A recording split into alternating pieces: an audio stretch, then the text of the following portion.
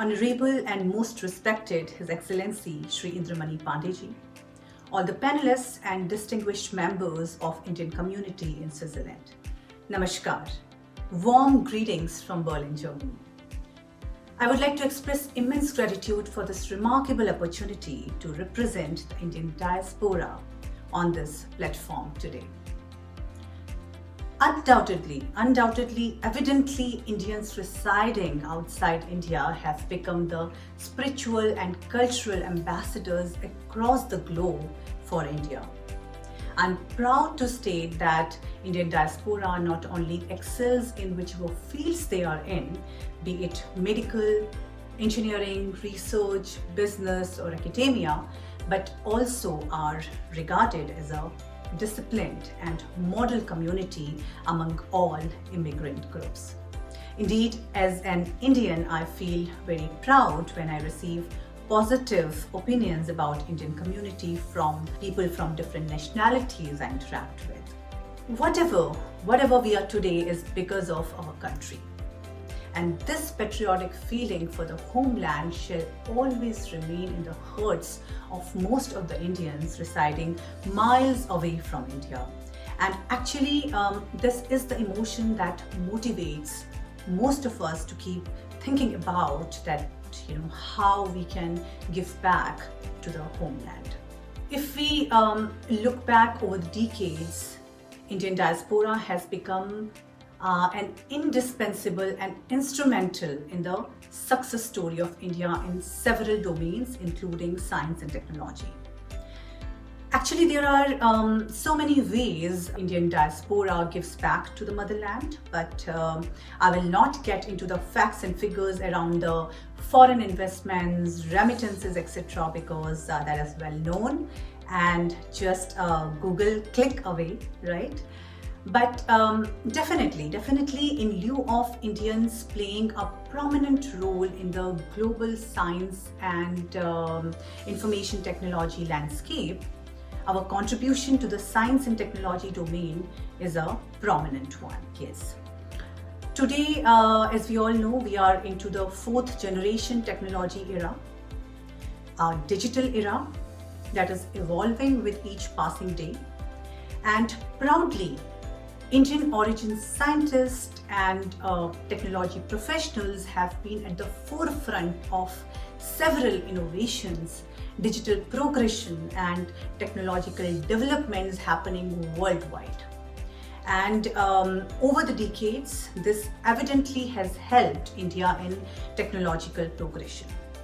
Now, some may argue this quoting the ill effect related theories of brain drain, but actually, if you see, the outflow of skills and knowledge may not necessarily mean a loss, because it can bring multifarious gains for the home countries. And in fact, India's experience with the IT industry in particular can be cited as a representative case of migration-led development model that can explain the tremendous contribution made by Indian diaspora in the development of science and technology in India. Thus, kind of supporting and explaining the recent theories on the benefits emanating from brain drain. Let me give an example. So the Indian IT industry, which was almost non-existent in the 1970s, is now a massive $100 billion industry. In recent decades, there has been a complementary symbiotic connection between the Indian diaspora and the Indian IT sector, in which both have strengthened and helped in growth of each other in both tangible and intangible ways. On one hand, the Indian diaspora brought a multi-layered gain to the IT industry in terms of improved skills, capital formation, remittances, FDI, creation of networks, creation of markets, and I would say most importantly, a boost for India's image. Likewise, the Indian IT sector emerged, gave an incentive to talented workers to relocate and served as a critical connection between India and the Indian diaspora. Moving beyond IT, As we all know, there are Indians involved in all cutting-edge research happening in the medical, pharmaceutical, and healthcare industry worldwide. Indians are well integrated into the healthcare sector around the world in the form of doctors, healthcare workers, researchers, scientists, business professionals, and all. Now, here lies the opportunity to combine this with the inherent strength of India in the pharmaceutical sector, for example, to create an effective partnership. Recently, we saw an example of such a symbiotic relationship between UK's R&D, research and development industry with the Indian pharma sector. Yeah, I'm talking about Serum Institute of India manufacturing the Oxford AstraZeneca vaccine. Another example is the engine of light combat aircraft Tejas will be co-developed by Rolls-Royce in India, giving it the much needed strength and global visibility. At this point, I want to quote an example of my own company, HealthPrax. So HealthPrax is a healthcare technology company, and the vision with which I started HealthPrax was to replicate similar digital health technology services that I see in German healthcare system in India as well. I asked myself, why can't we have similar digital practices in all the small and big clinics and hospitals in India? We are running successful space missions, so why can't we digitize Indian healthcare systems as well? Therefore, our aim at HealthPrax is to implement electronic health records, appointment management, patient communication services that are actually the building blocks of any digital health ecosystem. And we are targeting small and medium-sized private clinics and hospitals in India to start with. This is very well aligned with the revolutionary Digital India and Ayushman Bharat mission envisioned by our Honorable Prime Minister Modi ji, and I'm sure that through HealthPrax we will be able to do our bit not only for India but many other emerging economies by creating jobs, improving healthcare delivery, and overall making a difference to the lives of patients. So, in general, there are numerous Indians like me who strive to contribute to the development of India. And now, the very important next and concluding point that I want to put across through this platform today is that how we and all those Indians can be encouraged and enabled to contribute more to India's growth story than just through investment and remittance. And I call this formula ROPE. Yes, ROPE. R stands for recognition. Yes. We as Indians, I believe, residing outside the country, just want to know that we are still heard, we are valued, and our country loves us back and care for us.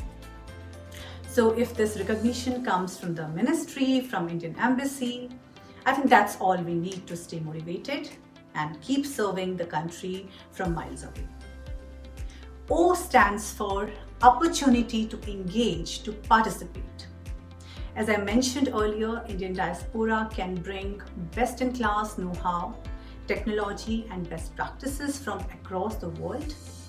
But this is possible only if we have those formal knowledge-sharing, think tanks, platforms, mechanisms, opportunities to do so. Embassies, I think, play a big role here in generating those opportunities for us, and today is such an occasion. So congratulations to the Indian Embassy in Switzerland for this wonderful initiative. Congratulations to Indi Mani sir for this wonderful conference he has organized. Thank you so much. P stands for policy, because definitely it all starts with effective policies. And we are glad that current government values Indian diaspora, which is reflected in the recent favorable policies towards Indian diaspora, and I hope the trend continues. Last but not the least, E in the ROPE, ROPE, stands for economically sustainable and synergistic relationships. Absolutely. Indians are counted amongst the most affluent communities around the world. And this source of capital can be tapped by encouraging them to invest in the science and technology and other domains in India. But practically speaking, this can be done only by having a sustainable model and making it an economically synergistic and sustainable relationship. I think with this, and the Indian diaspora can become excellent intermediaries connecting India to the global economy and contributing to institution building, transformation and development of science and technology in India. I'm very much sure that Indian government is already working in all these directions. And I hope you all concur with my thoughts on this topic today. Once again, heartfelt thanks for inviting me to this conference and listening to me today. Stay safe, stay healthy.